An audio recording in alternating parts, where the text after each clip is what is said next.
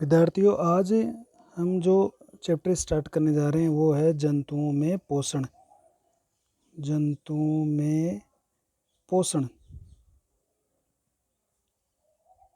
इसको कहते हैं हम अंग्रेजी में न्यूट्रिशन इन एनिमल से।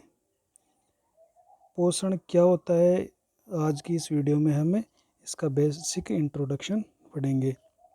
तब सबसे पहले बात कर लेते हैं अपन पोषण की, या जो न्यूट्रिशन होता है वो होते क्या है, ये होता क्या है। तो जो पोषण है वो कोई भी जीव है, उस जीवों में ऊर्जा या एनर्जी, जीवों में ऊर्जा या उसका जो शरीर है उस शरीर के निर्माण वाली सामग्री प्राप्त करने की प्रक्रिया को क्या कहते हैं, पोषण कहते हैं। कि जीवों को ऊर्जा मिले और उस ऊर्जा से या जो अन्य जो पोषक के घटक है उनसे उसके शरीर के निर्माण हो सके। तो वो तमाम प्रकार की जो सामग्री है, उस सामग्री को कोई जीव जब प्राप्त करता है तो उसे पोषण कहते हैं। इसमें हानिकारक सामग्री को नहीं रखेंगे हम, केवल शरीर के काम आने वाली है, शरीर के लिए उपयोगी सामग्री जो जीव प्राप्त करता है उसको हम पोषण कहेंगे। बात यह कि पोषण की ज़रूरत क्या है, आवश्यकता क्यों होती है एक जीव को पोषण की। तो हम जानते हैं कि एक जीव होता है, उसके शरीर में बहुत सारी उपापचयी क्रियाएं चलती है। तो उपापचयी क्रियाएं हैं, उनका संचालन सही तरीके से हो सके तो उनके लिए उनकी कोशिकाएं हैं या जो कोशिकाएं मिलकर ऊतक बना रही है, उन ऊतकों की वृद्धि है वो अच्छी तरीके से हो सके। शरीर की मर्म को टूट फूट या घाव हो गया तो उसकी मरम्मत की जा सके और एक जीव है वो सफलतापूर्वक जनन कर सके। इसके लिए उनको पोषण की आवश्यकता होती है। उपापचय क्रियाएं वो सही तरीके से चल सके, उनका संचालन सही तरीके, किसी भी प्रकार की उनमें कोई बाधा उपस्थित नहीं हो, या जो शरीर के जो कोशिका और ऊतक है उनकी ग्रोथ है वो अच्छी तरीके से या व्यवस्थित तरीके से हो सके। शरीर में कोई चोट लग जाती है या कोई घाव हो जाता है तो उसकी मरम्मत भी वो जीव कर सके और अपनी संतान या अपने वंश को बढ़ाने के लिए सफलतापूर्वक जनन कर सकें। इसके लिए उसको पोषण की आवश्यकता होती है। पोषण की प्राप्ति या निर्माण जो करते हैं, उस पोषण की प्राप्ति या निर्माण के आधार पर हम जीवों को दो भागों में बांटते हैं, जिसको अपन तो एक तो कहते हैं स्वपोषी और दूसरे को कहते हैं परपोषी, या इसको विषमपोषी भी कहते हैं। स्वपोषी को हम कहते हैं ऑटोट्रोप्स और परपोषी को कहते हैं अपन हीटेरोट्रोप्स।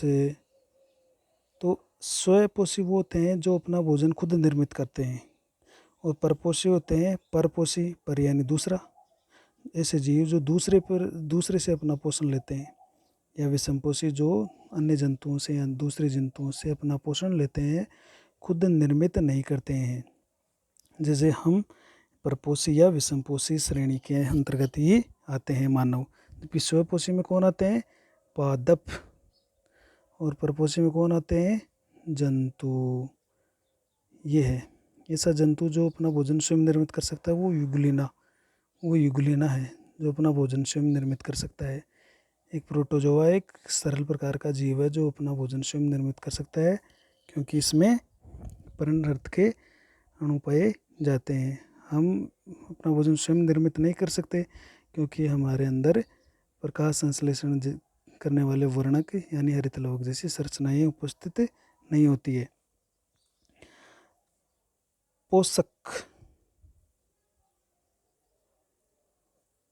पोषक के प्रकार पढ़ लेते हैं अपन कि ऐसे कौन कौन से साधन है, ऐसे कौन कौन सामग्री है जिनसे अपन को पोषण प्राप्त होता है। तो पोषक जो कोई भी जीव है तो वो जो पोषक है वो भोजन से प्राप्त करता है, अब ये भोजन क्या है, तो भोजन होता क्या है कि ऐसे पदार्थ होते हैं, भोजन क्या है, ऐसे पदार्थ जो किसी जीव को बिना हानि पहुँचाए जीव की उपापचयी क्रियाओं हेतु ऊर्जा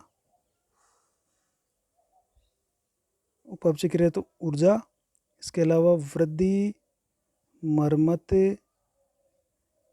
या जनन हेतु सामग्री उपलब्ध कराता है।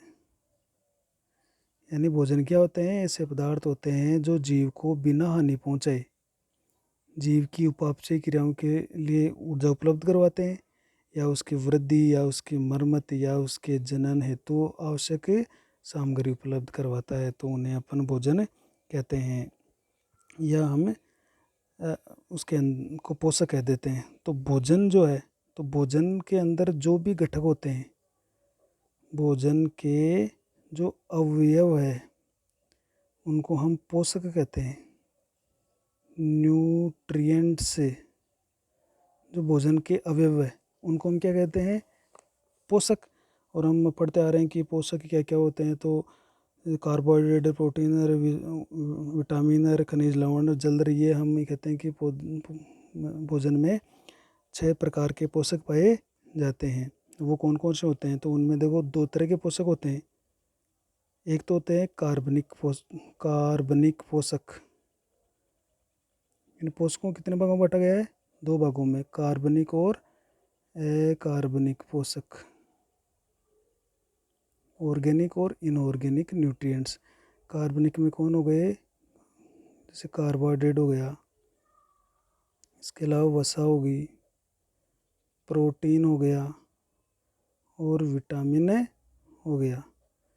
तो ये कार्बनिक पोषक होते हैं। इसके अलावा कार्बनिक के अंदर पानी हो गया और खनिज लवण हो गए, खनिज लवण जिसको हम मिनरल्स भी कहते हैं। तो ये 2 तरह के भोजन के अंदर 2 तरह के पोषक होते हैं, कार्बनिक पोषक और अकार्बनिक पोषक। तो कार्बनिक पोषक कार्बोहाइड्रेट, वसा, प्रोटीन, विटामिन होते हैं, और अकार्बनिक पोषक पानी यानी जल और खनिज लवण होते हैं।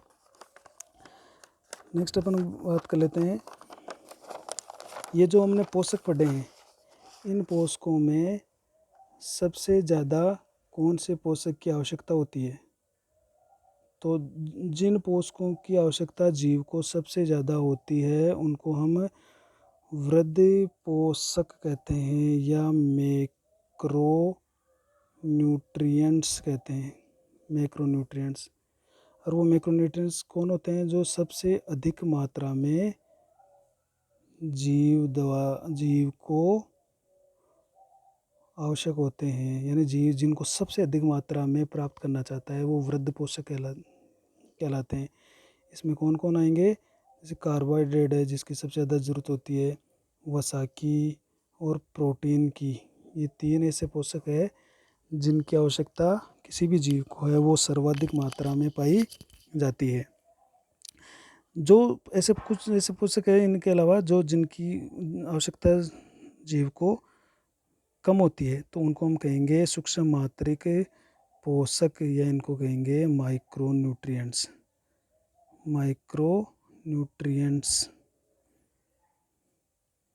इनकी कम मात्रा में आवश्यक है, ये कम मात्रा में आवश्यक होते हैं।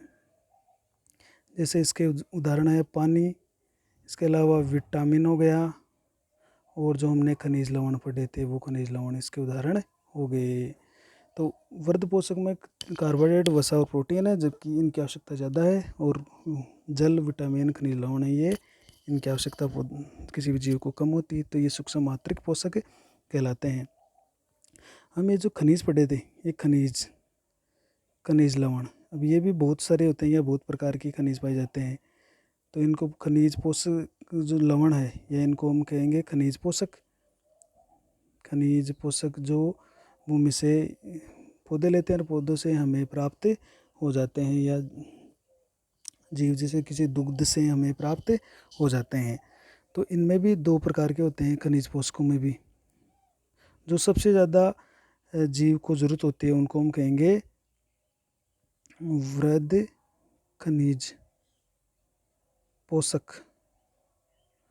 वृद्ध खनिज पोषक है ये। और दूसरे जो होते हैं जो सूक्ष्म खनिज पोषक होते हैं, इनकी ज़रूरत जीव को कम होती है, ये खनिज पोषक है। वृद्ध खनिज पोषक को हम कहते हैं मैक्रो एलिमेंट्स,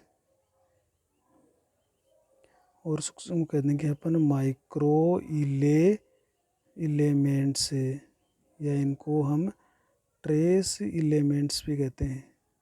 ट्रेस या माइक्रो एलिमेंट्स जिनकी आवश्यकता कम होती है और वृद्ध जिनकी आवश्यकता अधिक होती है। इनमें से कौन कौन से हैं, तो देखो इनमें जो वृद्ध पोषक होते हैं उनमें मुख्य रूप से जैसे sodium, potassium, phosphorus, calcium, sulphur, magnesium और क्लोराइड, ये कुछ विशेष प्रकार के एनिमल से खनिज तत्व हैं जिनकी आवश्यकता जीव को अधिक होती है। जो सूक्ष्म जो खनिज पोषक है उनमें जैसे लोहा है, Fe आयरन, इसके अलावा आयोडीन है, जिंक है, आयोडीन जिंक है, इसके अलावा जैसे मैग्नीज है, कॉपर तांबा है, मोलिब्डेनम है। तो इस तरह के, या जो फ्लोराइड है वो, तो इस तरह के कुछ सूक्ष्म तत्व हैं ये कुछ सूक्ष्म पोषक है जिनकी आवश्यकता जीव को बहुत ही कम मात्रा में होती है। नेक्स्ट अपन पढ़ते हैं, ये जो तमाम प्रकार के हमने कार्बनिक और अकार्बनिक पोषक पढ़े हैं, इन पोषकों के कार्य के आधार पर इनका विभाजन किया गया है, विभाजित किया गया, कार्य के आधार पर विभाजित। तो सबसे पहला अपन पढ़ेंगे ऊर्जा उत्पादक। ऊर्जा उत्पादक जो ऊर्जा का निर्माण करते हैं या किसी जीव के लिए ऊर्जा के मुख्य स्रोत होते हैं। तो कोई भी जीव जब पोषक लेता है तो उनमें जो मुख्य ऊर्जा उत्पादक होते हैं वो कार्बोहाइड्रेट व वसा होता है। ये दोनों मिलकर 80% ऊर्जा उत्पाद के रूप में काम आते हैं, 80% ऊर्जा की पूर्ति करते हैं एक जीव की। इस कारण इनको क्या कहते हैं, जीव के शरीर का जैविक ईंधन कहा जाता है इनको। कार्बोहाइड्रेट और वसा को किसी भी जीव के शरीर का ईंधन कहा जाता है। हम जानते हैं ईंधन जो होता है जलता है तो ऊर्जा बनती है, तो जब शरीर में कार्बोहाइड्रेट और वसा होती है तो ये जीव को ऊर्जा प्रदान करने का कार्य करते हैं।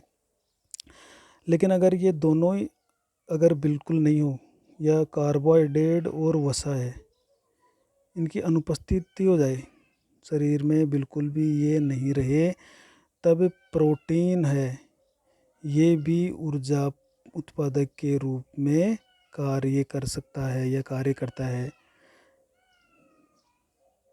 इन दोनों की अनुपस्थिति में कौन ऊर्जा देगा, ये आपका प्रोटीन देगा। तो सबसे पहले शरीर में कौन काम में आता है, कार्बोहाइड्रेट्स काम में आते हैं। इसके बाद में कौन आता है, वसा या लिपिड्स काम में आते हैं, और सबसे लास्ट में आते हैं प्रोटीन। तो सबसे पहले जो पोषक है ऊर्जा प्रदान करता है वो कार्बोहाइड्रेट है। कार्बोहाइड्रेट खत्म होने के पश्चात लिपिड आता है या वसा आती है, और वसा भी खत्म हो जाती है तो फिर प्रोटीन ऊर्जा स्रोत के रूप में काम करता है। ये दोनों है वो 80% ऊर्जा की पूर्ति करते हैं, और प्रोटीन है वो 20% ऊर्जा की पूर्ति कर सकता है। ये जो कार्बोहाइड्रेट है, इस कार्बोहाइड्रेट को देखा जाए तो जब तक कार्बोहाइड्रेट उपस्थित है तब तक ये देखो लिपिड और प्रोटीन, वसा और प्रोटीन काम में नहीं आ सकते, या ये लिपिड काम में नहीं आ सकता। तो सेकंड नंबर लिपिड का है, तो कार्बोहाइड्रेट को हमें वसा को बचाए रखने वाला पदार्थ कहते हैं, जिसको अपन कहते हैं फैट स्पेरर। वसा को बचाए रखने वाला पदार्थ कार्बोहाइड्रेट होता है। और कार्बोहाइड्रेट वसा भी काम में, जब तक कार्बोहाइड्रेट और वसा उपस्थित है तब प्रोटीन काम में नहीं आता है। तो कार्बोहाइड्रेट को व वसा को जब तक दोनों उपस्थित है तब तक प्रोटीन काम ही नहीं आता है। तो कार्बोहाइड्रेट और वसा दोनों को प्रोटीन को बचाए रखने वाले पदार्थ कहते हैं, यानी प्रोटीन स्फेरर इनको कहा जाता है। ये जो वसा है, ये वसा हमारे शरीर में सबसे पहले कार्बोहाइड्रेट काम में आता है, और कार्बोहाइड्रेट ख़त्म होने से पहले हम और कार्बोहाइड्रेट ग्रहण कर लेते हैं। तो एक तरह से कार्बोहाइड्रेट की भी पूरी तरह से खपत नहीं हो पाती है। ये जो वसा है, ये वसा हमारे त्वचा के नीचे जो ऊतक है उनमें, या जो हमारा लीवर है त्वचा के नीचे, या जो हमारा लीवर है उस लीवर के अंदर ट्राइग्लिसराइड के रूप में ये जमा रहता है। ट्राइग्लिसराइड, इसके अंदर एक ग्लिसरॉल का अणु होता है और 3 फैटी एसिड के अणु पाए जाते हैं, और ये बहुत लंबे समय तक स्टोर रहता है हमारी त्वचा के नीचे, और जब भी ज़रूरत पड़ती है ये वसा है वो वापस हमें पोषण देने का कार्य करता है। नेक्स्ट अपन पढ़ते हैं, ये जो ऊर्जा है, इस ऊर्जा का जो मुख्य उपयोग है उसमें वो किस किस में आता है। जो ऊर्जा है, ये ऊर्जा कार्बोहाइड्रेट या वसा या प्रोटीन के द्वारा जो भी ऊर्जा प्राप्त है उसका मुख्य उपयोग कहाँ कहाँ आता है। तो सबसे पहले हमारी जो BMR है, इसको हम कहते हैं basal metabolic rate. Basal metabolic rate, ये इसको कहते हैं आधारी उपापचयी दर। तो जब कोई विश्राम अवस्था में होता है, आराम की अवस्था में, आराम की स्थिति में, जब हम आराम कर रहे होते हैं या सो रहे होते हैं, तो ऐसा तो है नहीं कि हमारे शरीर है वो बिल्कुल बंद हो जाता है, उसकी उपापचय क्रिया बंद हो जाती है। शरीर आराम कर रहा है या विश्राम की स्थिति है, तब भी शरीर की सभी उपापचय क्रियाएँ नियमित रूप से चालू रहती है। तो विश्राम की अवस्था में जो हमारी शारीरिक जो सक्रियता है वो बनी रहती है, उसे हम क्या कहते हैं, BMR। तो इस BMR में ज़्यादातर ऊर्जा का उपयोग होता है। इसके अलावा हमारे जो शारीरिक व्यायाम करते हैं अपन, व्यायाम या तापमान नियमन में शरीर का तापमान बाहर का वातावरण ज़्यादा है या बाहर का वातावरण कम है, तब शरीर के तापमान को नियमित करने में भी ऊर्जा खर्च हो जाती है। तो इन सभी में, वैसे BMR में, शारीरिक व्यायाम में, BMR को बनाए रखने में, शारीरिक व्यायाम में और तापमान नियमन में मुख्य रूप से ऊर्जा है वो काम में आती है, या इनके द्वारा ऊर्जा का उत्पादन किया जाता है। जो जितने भी भोजन है उन भोजन से हमें ऊर्जा उपलब्ध होती है।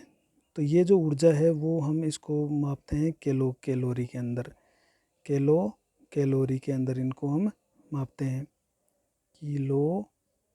कैलोरी में इसको हम व्यक्त करते हैं।